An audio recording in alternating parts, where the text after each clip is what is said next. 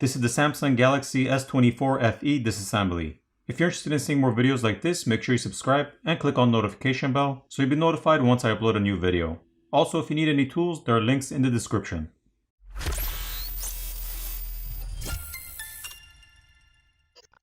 First, the SIM tray needs to be removed.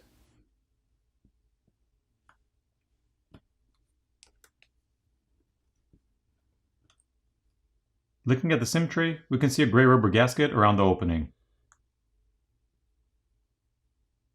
Now heat needs to be applied to the backplate to loosen up the adhesive underneath, and then a pry tool can be used to pry the backplate off. I prefer to use a hairdryer since there's less of a chance of damaging any of the components inside by overheating them.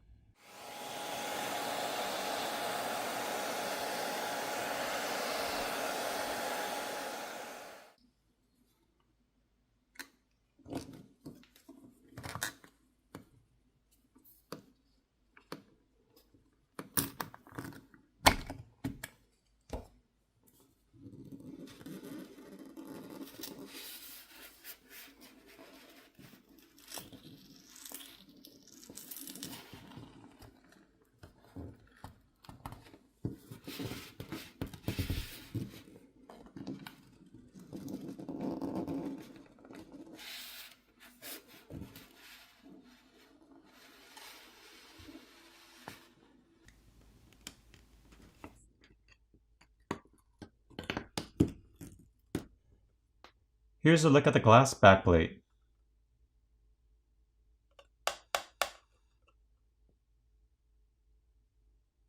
The camera lens covers can be replaced by applying heat and gently prying them off, so you don't need to take apart the phone to replace those. Now there are 21 Phillips screws that have to be removed.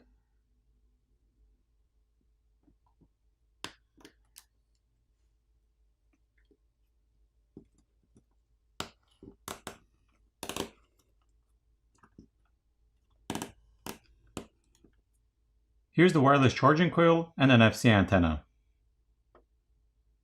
Here's a look at the other side. There's also graphite film to help transfer heat. The battery cable can now be disconnected, followed by the rest of the cables.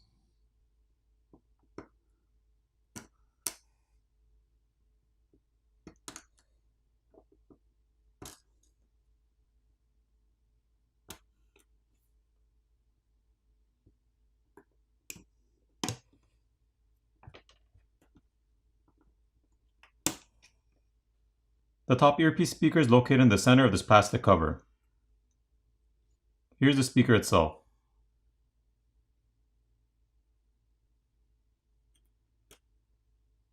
And this is the 5G millimeter wave antenna.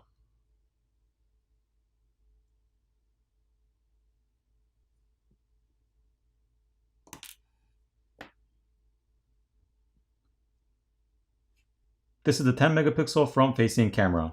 And it's not glued in place with a cure-in-place gasket like we've seen before. There's a single Phillips screw which is holding down the main board.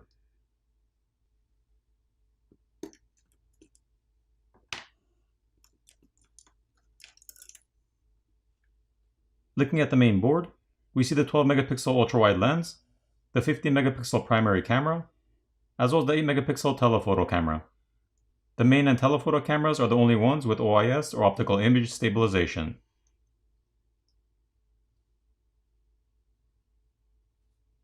There's a secondary microphone on the top corner, and the LED flash is located here. The SIM reader is located on the other side, as well as the ambient light sensor, and the connectors for the cameras which can be disconnected by just popping them off. There's also a graphite pad on the back shield to help transfer heat. Once the graphite pad has been peeled back, we see thermal paste on top of the RAM which is seated over the processor. Here's a better look with the thermal paste removed.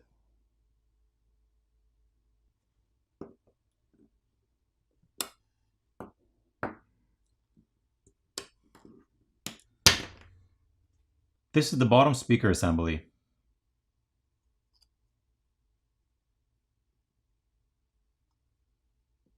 This flex cable connects the main board to the subboard as well as the screen. And this flex cable also connects the main board to the subboard.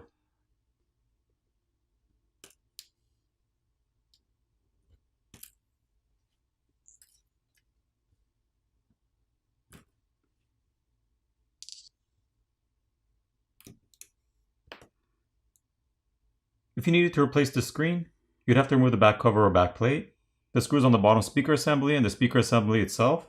You then disconnect the flex cables from the subboard, pry off or peel off the screen cable from the frame, at which point you would heat up the front of the phone where the screen is to loosen up the adhesive underneath. You pry the old screen off, apply new adhesive, reapply the new screen making sure you run the flex cable back to the opening in the mid-frame, and reassemble the phone. There are 2 Phillips screws which are holding down the subboard.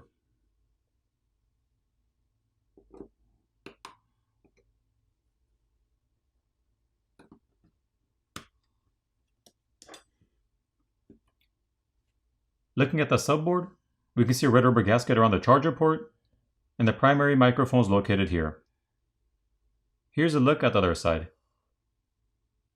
The vibrator motor is located here, which is held down with some adhesive, and the same goes for the fingerprint scanner, which is located here. So if you need to replace those, just apply some heat and pry them off. To remove the battery, there's a pull pouch provided to help you pry it off.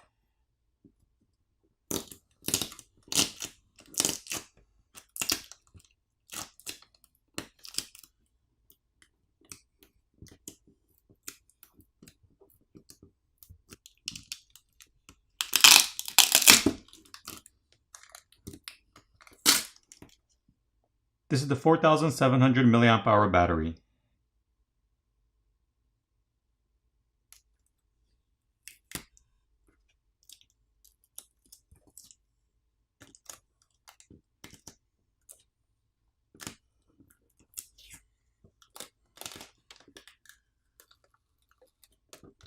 Here's a look at the vapor chamber, which looks to be slightly bigger than the S23 FE.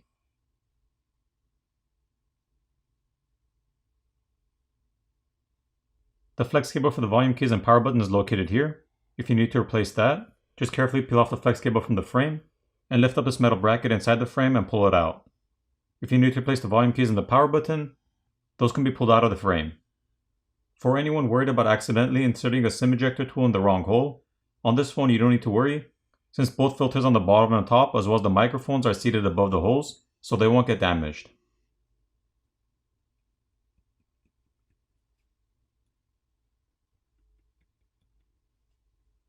Here are some side-by-side comparisons of the Galaxy S23 FE and the Galaxy S24 FE.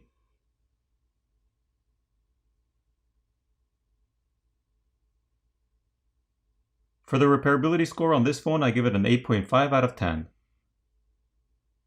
Now it's time to put the phone back together.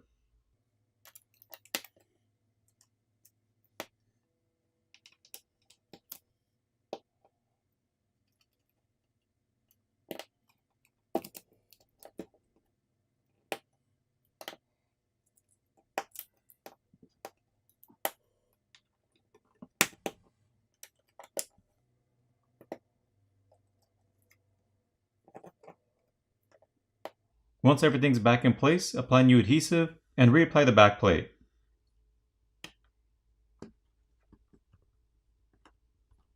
Flip over the phone, power it on, and you're done. I hope you enjoyed this video, and I'll see you in the next one.